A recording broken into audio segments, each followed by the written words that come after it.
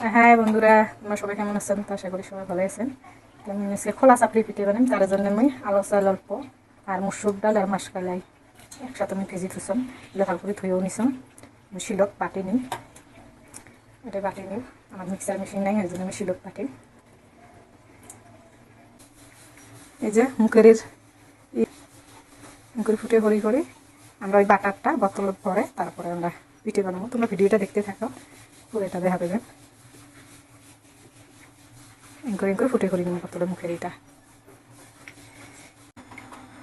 আমার এটা সব পেশা হয় আগে, আর দিন নুন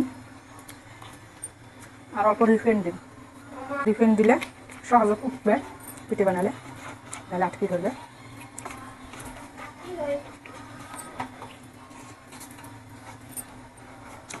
এই যেমন পাতলা, আর এলে যে অল্প কালা কালা দেখা পান, এলে কিন্তু মাছ কালার দেহি এমন দেখা যায়।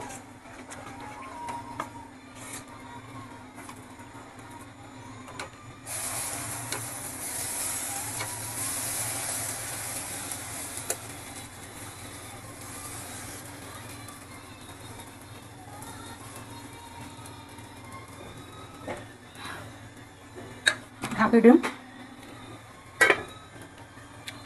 আর এই নারকেলের চাটনি বানান, কাঁচামরিচ দিতাম। আর রসুন দিবেন না, রসুন দিলে নারকেলের গন্ধটা যাবে, ওই জন্য মিলে পিষে নিন।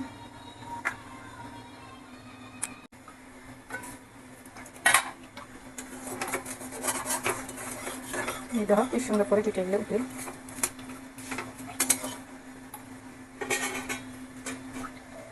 একবারে আরে তেল দিয়ে নেবেন, তেল দিয়ে নিলে তেল দেওয়া লাগবে না, সুন্দরভাবে উঠে আসবে। এমন করি সব পিঠে কোটা ভাজবেন। সব পিঠে কোটা আমার ভাজা হয়ে আগে, এই যে বন্ধুরা সবটা ভাজা হয়েছে। আর এই রেসিপিটা কেমন হচ্ছে, পিঠে নারকেল চাটনি। আর সবাই লাইক কমেন্ট শেয়ার করবেন, আর যাই নতুন আমার ভিডিওগুলো দেখেন সাবস্ক্রাইব করবেন।